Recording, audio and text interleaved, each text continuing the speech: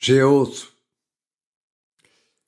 parce que tout ce bavardage d'impuissance est une façon de ne pas parler du problème sérieux.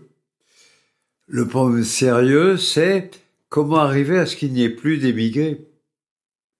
Ce qui suppose deux choses. La première, c'est que l'Europe soit une puissance efficace pour jouer dans l'interdiction des conflits. Donc son rôle au Conseil de sécurité des Nations Unies. Et pour éventuellement mobiliser des forces pour empêcher d'autres pays d'empêcher ça. Deuxièmement, pour que l'espoir renaisse sur leur terre de naissance à tous ces gens, il faut des budgets d'aide économique. La réponse au problème des immigrés, c'est probablement de tripler les budgets d'aide économique aux pays d'origine pour que personne n'ait plus envie de s'en aller. Aussi longtemps qu'on parle de partager le contingent de ceux qui fuient, on parle pas de comment faire pour qu'ils ne fuient pas. C'est monstrueux et j'ai honte. Et ça montre bien que les gens qui parlent avec les Turcs, là, c'est pas l'Europe, c'est une somme de pays séparés l'un de l'autre. C'est une somme de pays dont chacun est trop petit pour porter le problème à lui tout seul et qui donc n'est face que de l'obligation d'héberger quelques milliers, quelques dizaines de milliers d'émigrés, point. Mais pas d'être concerné par le traitement du problème. Alors, comment favoriser le redémarrage économique et la paix dans ces régions? Alors justement, est-ce que vous avez le sentiment que sur les principes, l'Europe est en train de sous-traiter sa politique d'asile et le sous-traite à la Turquie, au sultan Erdogan, qui en plus... Il n'y a pas d'Europe. L'Europe n'existe pas là-dedans. Quelques pays nationaux qui parlent pour les autres et qui sont européens négocient avec les Turcs le moyen de limiter le nombre d'émigrés qu'ils vont recevoir. L'Allemagne, en particulier. Pas seulement. L'Allemagne n'est pas la pire, elle est plutôt la plus généreuse. C'est vrai qu'elle a besoin de manœuvre, mais elle n'affiche pas la honte.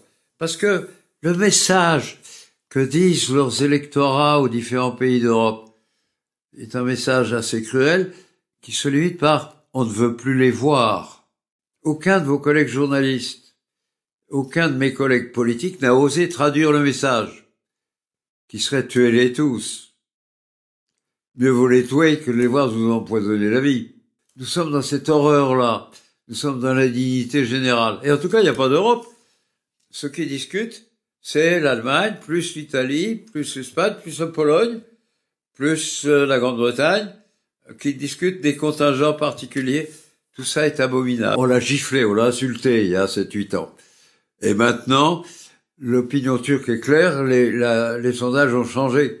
Elle voulait adhérer à l'Europe il y a 10 ans, mais depuis qu'on leur a craché à la figure en lui disant qu'ils n'étaient pas dignes des Européens, ils ont compris. À partir du moment où nous avons, nous, il y a une dizaine d'années, dit aux Turcs, vous n'êtes pas dignes d'entrer dans l'Europe, on l'a renvoyé à son obscurantisme traditionnel.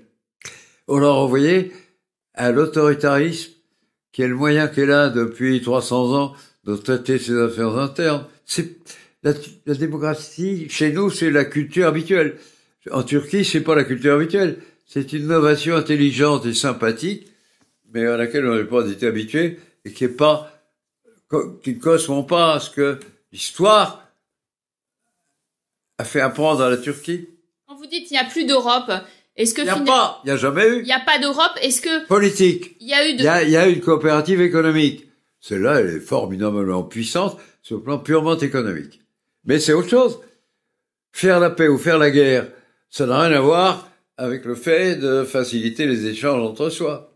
Est-ce que vous constatez que le leadership européen est déficient lui aussi?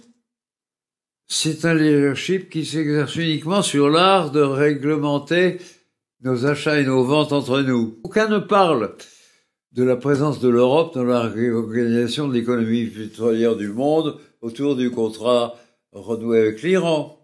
Aucun ne parle de la paix en Syrie. Aucun ne parle de la Libye. Aucun ne parle de comment amener le Conseil de sécurité à commander la paix et à mettre au service de la paix des forces capables d'imposer à d'autres de se calmer. Terminé. L'Europe n'est pas là-dedans. Vous me racontez des histoires? Si on regarde à l'est de l'Europe, il y a des pays qui applaudissent le grand marché. On pense bien sûr à la Pologne, à la Hongrie, à la République tchèque, mais qui, quand on lui demande un effort de solidarité vis-à-vis des migrants, eh bien, ne veut pas entendre parler de cette Europe politique. L'élargissement a été une erreur? Non, non, mais on a élargi sans savoir ce à partir de quoi on élargissait. On a élargi sans que soit réglé le problème de savoir si ce qu'on continue à appeler l'Europe, ça devient une escroquerie sur le mot. Moi, je me sens citoyen de l'Europe, j'y suis né, j'en suis fier, c'est ma culture. Déshonorer l'Europe, en point d'utiliser ce grand mot pour parler de n'importe quoi, d'ajustement douanier, sans jamais parler de la capacité de notre existence diplomatique, militaire, financière, face aux Chinois, face au monde musulman, en train d'hésiter sur le point de savoir si l'économie pétrolière va être sous domination sunnite, arabe, donc américaine, ou chiite, iranienne, irakienne. Là, il n'y a plus d'Europe. De quoi on parle?